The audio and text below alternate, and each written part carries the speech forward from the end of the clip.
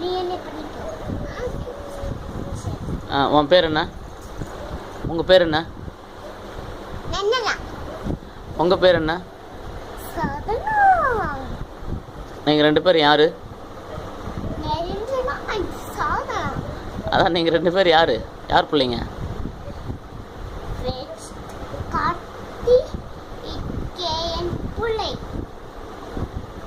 நீப்பா அப்பா பிள்ளையா அம்மா பிள்ளையா? நீ அப்பா பிள்ளையா அம்மா பிள்ளையா?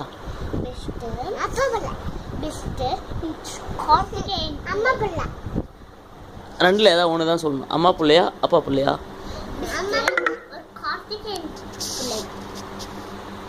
யாரு? ஒரு கார்த்திகேயன் பிள்ளை and K கார்த்திகேயன்.